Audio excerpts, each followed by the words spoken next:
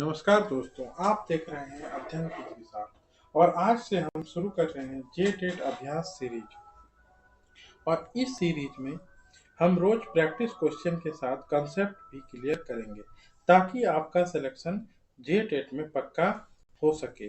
तो आज हम लेकर आए हैं सीडीपी से आपके 30 प्रश्नों के श्रृंखला को। तो चलिए शुरू करते हैं प्रश्नों की श्रृंखला को।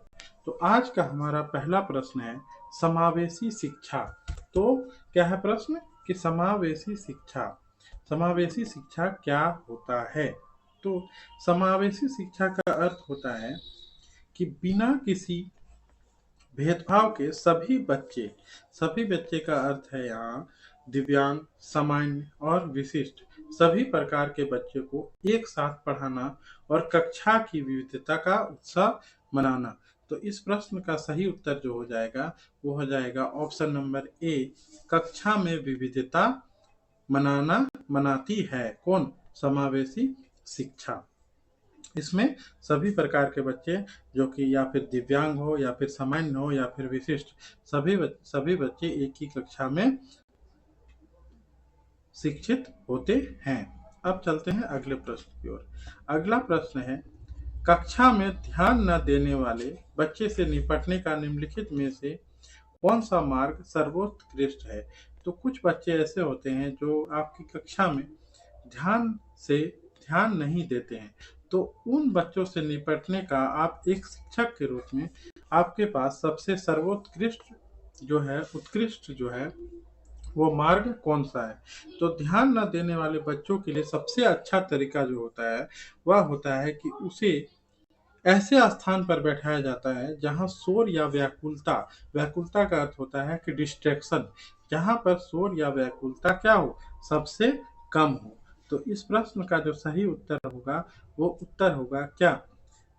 ऑप्शन में आपका दिया हुआ है बच्चे को ध्यान पर केंद्रित करने में समर्थ बनाने हेतु उसे काम करते वक्त खड़े रहने की अनुमति नहीं, बच्चे को खड़े रहने का अनुमति नहीं देना चाहिए बिल्कुल भी। इससे भी उसका क्या होगा, ध्यान भटकेगा।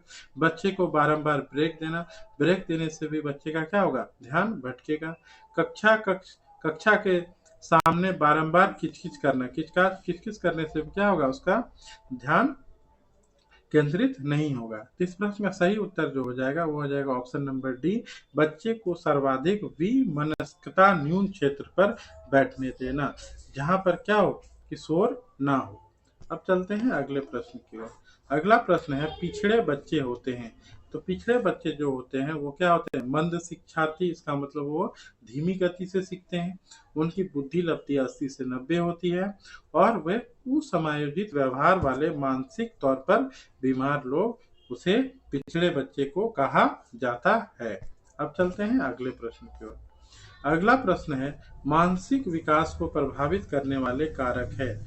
तो मानसिक विकास जो होता है उसके अनुवांशिकता, घर का वातावरण और परिवार की सामाजिक आर्थिक स्थिति, ये तीनों से जो है ये मानसिक विकास प्रभावित होता है। तो इस प्रश्न का सही उत्तर हो जाएगा वंशानुगति, पारिवारिक परिवेश और परिवार की सामाजिक स्थिति। तो इस प्रश्न का सही उत्तर हो जाएगा ऑप्शन नंबर डी, इनमें से सभी।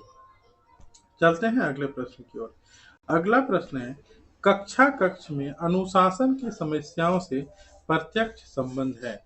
तो कक्ष में जो अनुशासन जो होता है उसका संबंध होता है कि क्या होगा, बच्चे की आयु, उसका अध्ययन में रुचि और शिक्षक का व्यक्तित्व से।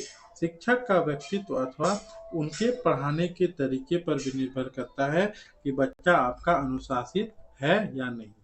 इस प्रश्न का सही उत्तर हो जाएगा बच्चे की आयु, अध्ययन में रुचि और शिक्षक का व्यक्तित्व ही निर्धारित करता है क्या, कक्ष में अनुशासन।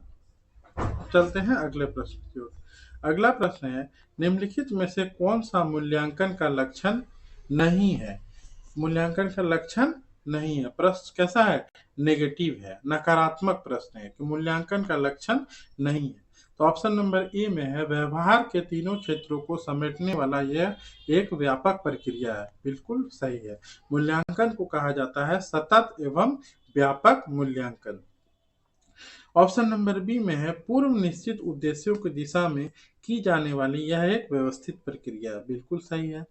ऑप्शन नंबर सी में है यह कार्य के अंत में किया जाता है। नहीं, मूल्यांकन जो है यह शिक्षण प्रक्रिया के दौरान भी किया जाता है, केवल जो है ये वर्ष कार्य के अंत में नहीं किया जाता है। तो इसलिए यहाँ क्वेश्चन आपका है कि मूल्यांकन का लक्षण नहीं है, तो मूल्यांकन का लक्षण ये नहीं है, यह कार्य के अंत में किया जाता है, ये बात यहाँ मूल्यांकन का ये लक्षण नहीं है। चलते हैं अगले प्रश्न की ओर। अगला प्रश्न है किस श्रेणी में वास्तविक दुनिया की समस्याओं से संबंधित जटिल परियोजनाओं पर काम करते हुए शिक्षक एवं छात्र एक दूसरे की विशेषज्ञता का आहरण करते हैं। इसका मतलब यहाँ पर शिक्षक और छात्र के बीच में आपका संबंध के बारे में यह प्रश्न पूछा गया है। तो शिक्षक छात्र का जो संबंध होता है उसका संबंध जो होता है वो शिक्षक केंद्रित होता है। नहीं, शिक्षक समावेशी शिक्षा में शिक्षक जो है केंद्रित नहीं होता है, वो बाल केंद्रित होता है। अगला प्रश्न है सामाजिक रचनात्मकतावादी। जी हाँ, बिल्कुल सही बात है। आपका सामाजिक रचनात्मकतावादी यानी कि कक्षा में छात्र और शिक्षक जो है वास्तविक दुनियाओं की समस्याओं पर क्या करते हैं, मिलजुल पर काम करते हैं। इसे ही कहा जाता है क्या, सोशल कंस्ट्रक्टिविस्ट। अब चलते हैं अगले प्रश्न की ओर। अगला प्रश्न है बच्चों का भाषा का विकास निर्भर करता है।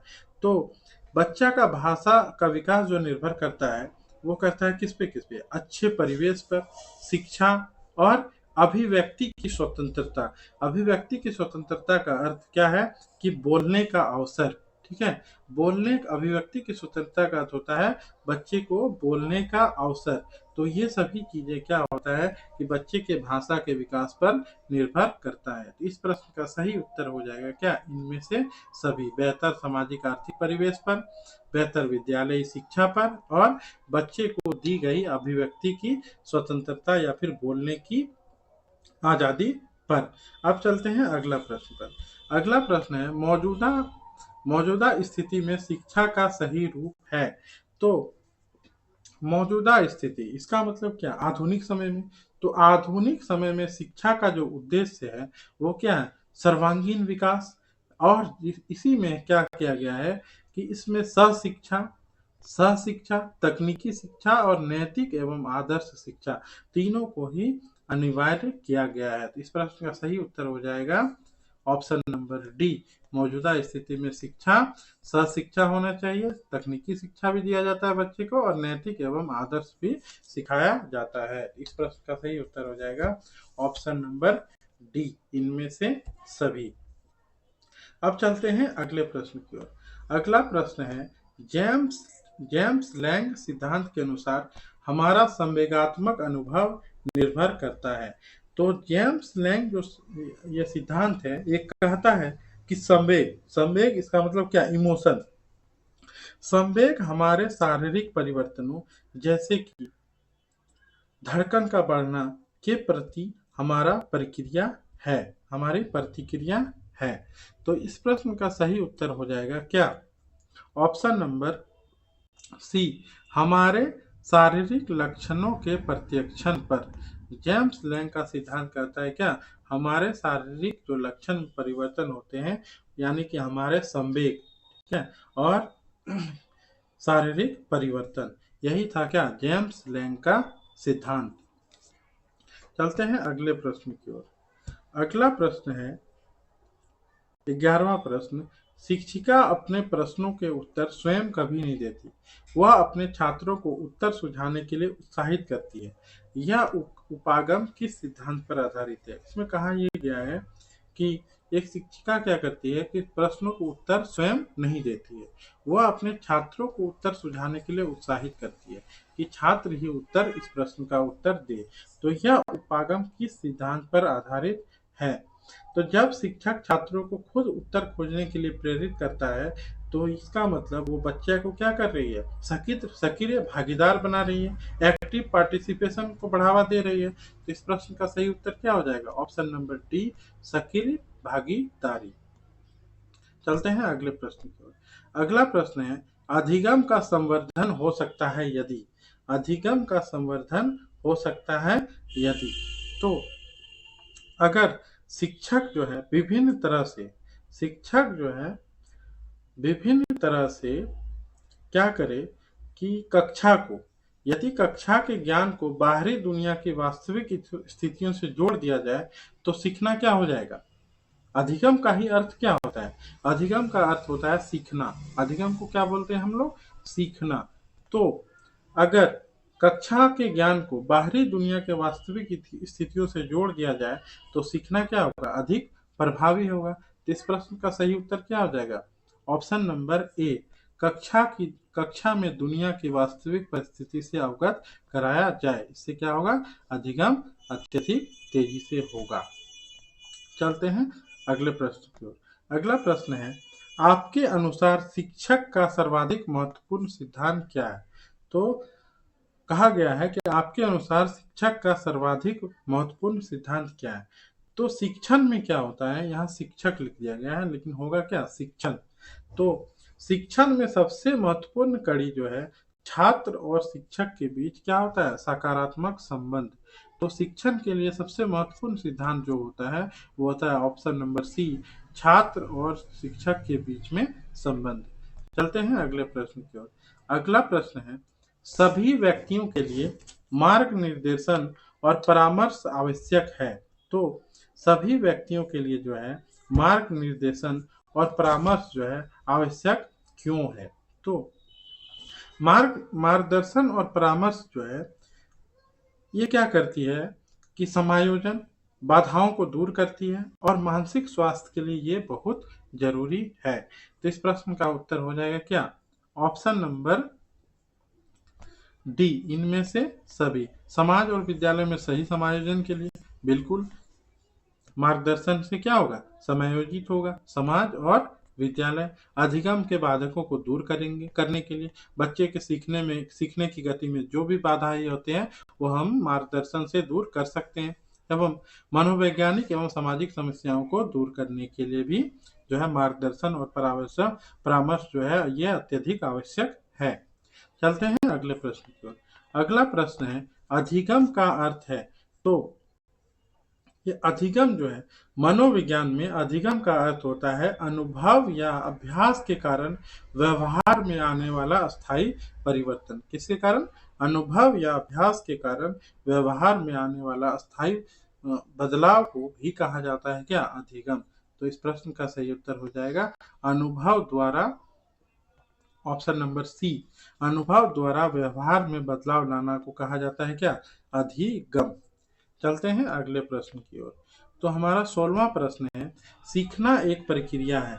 सीखना एक प्रक्रिया है जिसमें, तो सीखना जो है एक जीवन भर चलने वाली प्रक्रिया है। सीखना क्या है, जीवन भर चलने वाली प्रक्रिया है। इस प्रश्न का सही उत्तर हो जाएगा ऑप्शन नंबर बी, सीखना सारा जीवन चलता रहता है। Learning is a continuous process. चलते हैं अगले प्रश्न की ओर। अगला प्रश्न है, शिक्षा में अनुशासन कैसे सहायता करता है। तो अनुशासन का उद्देश्य जो होता है वो बच्चे के आंतरिक गुणों और आत्मनियंत्रण को संतुलित रूप से विकसित करता है।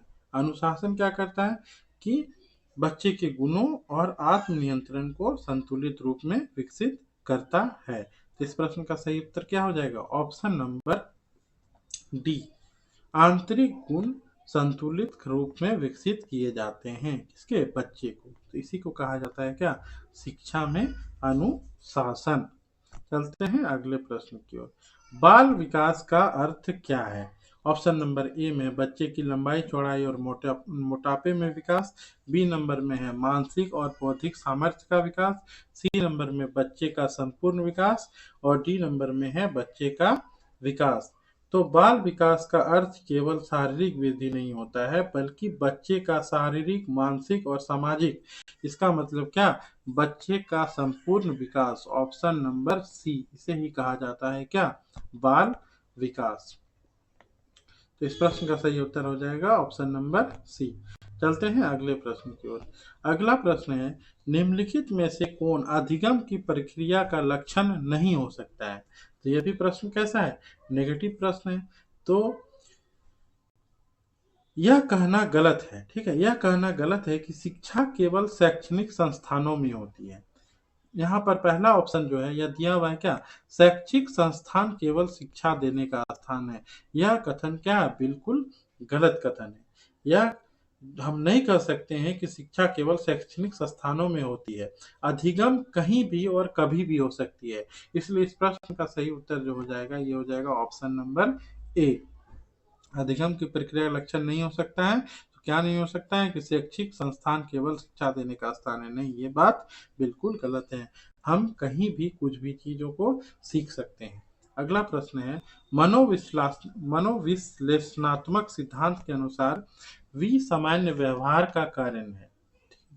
तो फ्राइड के अनुसार असामान्य व्यवहार या फिर विसामान्य व्यवहार अचेतन मन, अनकॉन्शियस माइंड और दबी हुई इच्छाओं के कारण होता है। किसके कारण, व्यक्ति की किसी में अचेतन मन का सक्रिय होना और व्यक्ति की दबी हुई आकांक्षाएं, यही क्या है, मनो विश्लेषणात्मक सिद्धांत के अनुसार विसामान्य व्यवहार का कारण यही है। तो इस प्रश्न का सही उत्तर हो जाएगा ऑप्शन नंबर सी, इनमें से दोनों।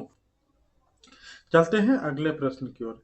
अगला प्रश्न है, सृजनात्मक व्यक्तित्व व्यक्ति में होती है, सृजनात्मक व्यक्ति में होती है, इसका मतलब कहा गया क्या, सृजनात्मक व्यक्ति का क्या गुण होता है। तो सृजनात्मक व्यक्ति वह है जो लीक से हटकर सोचता है, मतलब सबसे अलग सोचता है और तात्कालिक स्थिति से परे जाने की क्षमता रखता है। तो इस प्रश्न का सही उत्तर क्या हो जाएगा, ऑप्शन नंबर ए, तात्कालिक स्थिति से परे जाने की योग्यता रखता है। इसका मतलब वह क्या करता है, सबसे अलग तरीके से सोचने की क्षमता रखता है। अब चलते हैं अगले प्रश्न की ओर। तो अगला प्रश्न है, शिक्षण सिद्धांत प्रदान करते हैं।